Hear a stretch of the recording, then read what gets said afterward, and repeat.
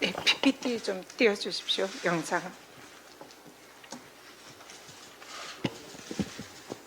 네, 윤석열, 김건희 대통령 부부 청탁금지법 위반 대국민 사과가 먼저입니다. 김건희 여사의 명품백 수수 사건의 본질은 윤석열 대통령의 청탁금지법 위반, 사실상 대통령의 범죄입니다. 이해를 돕기 위해서 청탁금지법 관련 법령을 읽어드리겠습니다.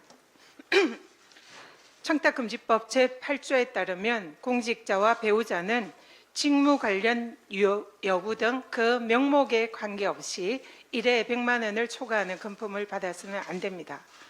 두 번째, 공직자는 제9조에 따르면 자신의 배우자가 수수금지 금품을 받은 사실을 알게 된 경우 지체 없이 서면으로 신고하고 제공자에게 또 지체 없이 반환해야 합니다.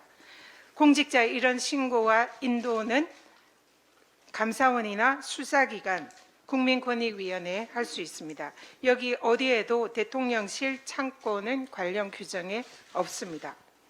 벌칙입니다. 공직자가 배우자가 금품을 받은 사실을 알고도 그 사실을 신고하지 않으면 그 공직자는 3년 이하의 징역 또는 3천만 원 이하의 벌금에 처합니다.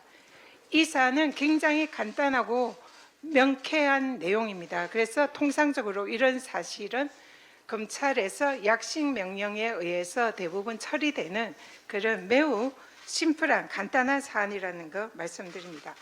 그런데 대통령께서 국민들에게 자인한 바와 같이 최재형 목사에게 박절하지 못했던 김건희 여사가 명품백을 수수한 것을 인정했습니다. 그리고 그런 아내에게 박절하지 못했던 공직자인 대통령은 그 사실을 알고도 청탁금지법의 규정을 어기고 이를 신고도 하지 않고 반환도 하지 않았기 때문에 이는 청탁금지법 규정상 명백한 윤석열 대통령의 청탁금지법 위반입니다. 관련법에 따르면 다음 PPT 보이시죠?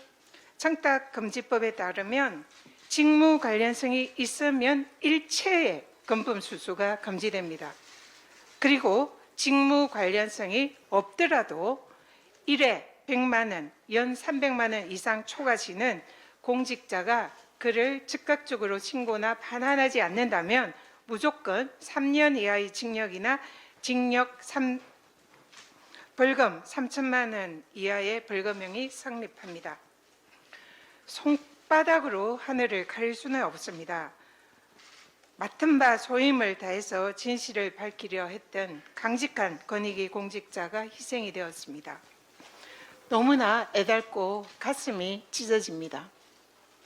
대통령의 측근으로 포진된 국민권익위원회나 검찰이 아무리 청탁금지법 규정을 외면하고 대통령 부부에게 면죄부를 주려고 하더라도 권익위의 김상현 국장, 해병대 박정훈 대령 같은 정권의 불의에 저항하고 정의를 지키려는 제2, 제3의 강직하고 의로운 공무원이 계속 나올 것입니다.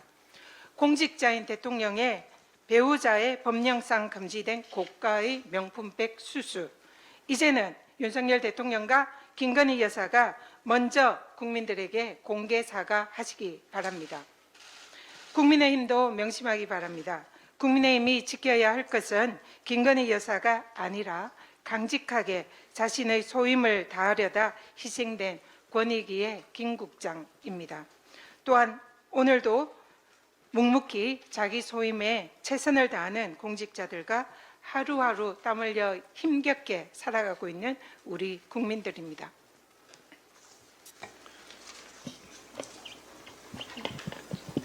한동훈 대표가 당대표로 취임한 지 한 달이 지났습니다. 당대표가 되면 제3자가 공정하게 추진하는 최혜병 특검법을 발의하겠다고 했던 약속을 도대체 언제쯤 지킬지 궁금합니다. 최혜병 특검법을 공수처 수사 종결과 무관하게 발의하겠다고도 했습니다.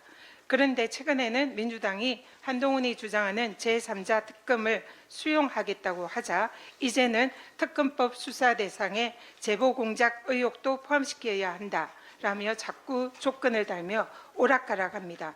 한동훈 대표가 선거에서 당대표가 되기 위한 아무 말 대잔치에 최혜병 특검법을 이용한 것이 아니라면 더 이상 구차한 조건 달지 말고 진정성 있게 민주당과 최혜병 특검 논의에 응하십시오.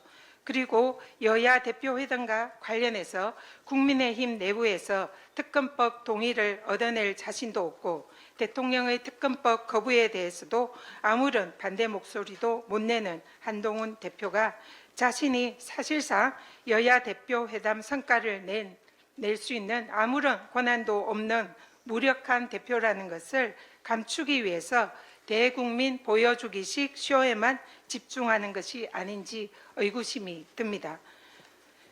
집권 여당다운 사안 해결식에 여야 대표에서의 진정성을 다시 한번 강력히 요청드립니다. 이상입니다.